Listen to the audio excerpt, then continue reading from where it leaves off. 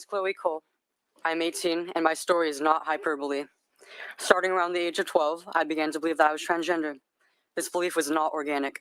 All the media I consumed as a kid showed me how stupid and vulnerable being a girl was. All the sexualized images of women gave me an unrealistic expectation of womanhood. I spent a lot of time online and quickly saw all the praise coming out of trans god on Instagram and other social media. I was a bit awkward in school and had some trouble making friends. Like many dysphoric children, I also suffer from a variety of mental health conditions, so I easily fell prey to the narrative that if I felt different and did not want to be a highly sexualized girl, I must be a boy. I obsessed over becoming a boy.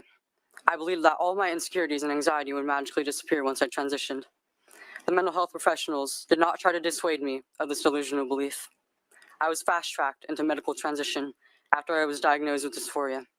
In California, a child can pick their gender identity, and a care provider questioning that would be considered conversion therapy. This wasn't a misdiagnosis. It was mistreatment. My parents were told that the options were transition or suicide. They complied because they were not offered any other treatment solution for my distress. My distraught parents wanted me alive, so they listened to my doctors. I was placed on puberty blockers and testosterone after expressing my gender dysphoria to my therapist, and I was approved for a double mastectomy all by the age of 15. No one explored why I did not want to be a girl. More and more kids are falling for the false promise of happiness if they transition. Gender clinics in the US are turning a blind eye to European countries or pumping the brakes on this experiment on youth. Who here really believes that, as a 15-year-old, I should have had my healthy breast removed, or that it should have been an option? When the CDPH got less than 300 reports of people getting hospitalized as a result of vaping, San Francisco banned vape products that same year. So I know that you care about the health of children, yet you are allowing doctors all over the state to remove the healthy breasts of children. How many more children's bodies will be destroyed before you actually listen? What is a sweet spot?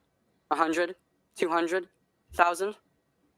SB 107 will open the floodgates for confused children like me to get the gender interventions that many so regret. I am the canary in the coal mine. You can't listen to that and disregard it all that easily.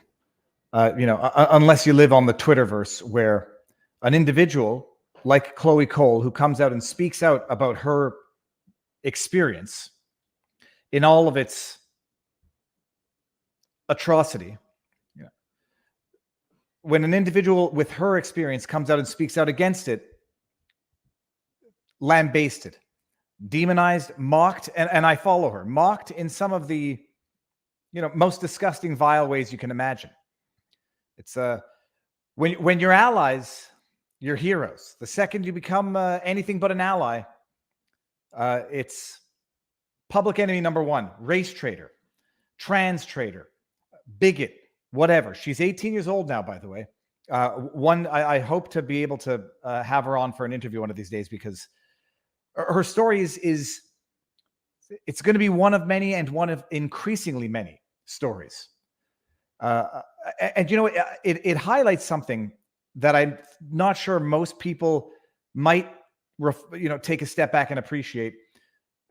It's easy to be judgmental, and I do include myself in that. Sometimes I come to conclusions too quickly. Doesn't mean they're wrong. It just means haven't gone through the thought process to contemplate everything. And one of the reflexes that a great many people come to, and I have the same reflex, is the parents are to blame. Listening to her speak here, I now can appreciate how some parents get, I want to say duped, get pulled into this system. How some parents get brought into the despair. It's either this or the end of life. You either do this or this is what's going to happen. And when you have professionals, not every parent is amazingly well informed. Not every parent is independent thinking, goes out and does their own research. Not every parent is strong enough to get through the hard times without caving to what they think will be the easy out to the hard times. And it never really truly occurred to me, or I never fully appreciated it, because I knew of Chloe Rose's story, Chloe Cole's story. And I said, oh my God, I said she must hate her parents. She must have a tremendous amount of resentment to her parents. And no, people, that's not confession through projection. I love my parents. we had hard times when I was a pain in the ass as a kid, but it's not projection. I say, like, my goodness, if my parents had allowed me to do that, or if my parents had encouraged me, and I came to Chloe Cole's realization, I think I would have a great deal of animosity, resentment, anger, hatred towards my parents. Listening to her speak, where in her sensitive approach to the issue, she understands how her parents, like her, were led into thinking it was either this as the solution or devastation.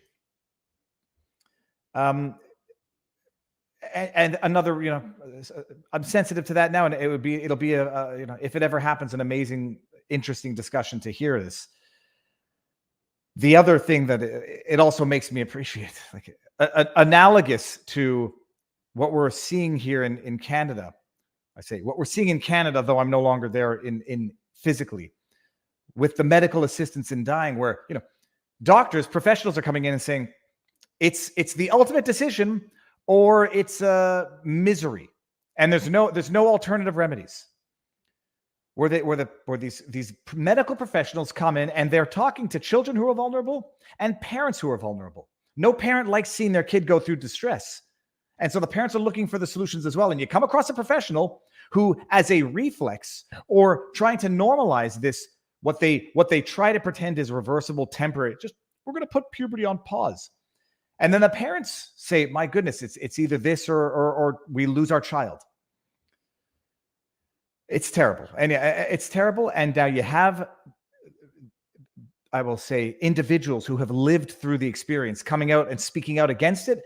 And then they get lambasted by the ever so tolerant media that is so open to everyone's diverging thoughts that the second someone diverges from what they are putting forward as the new trend of the day, the new not avatar, icon, what's it called when you put something in your profile? The new profile of the day.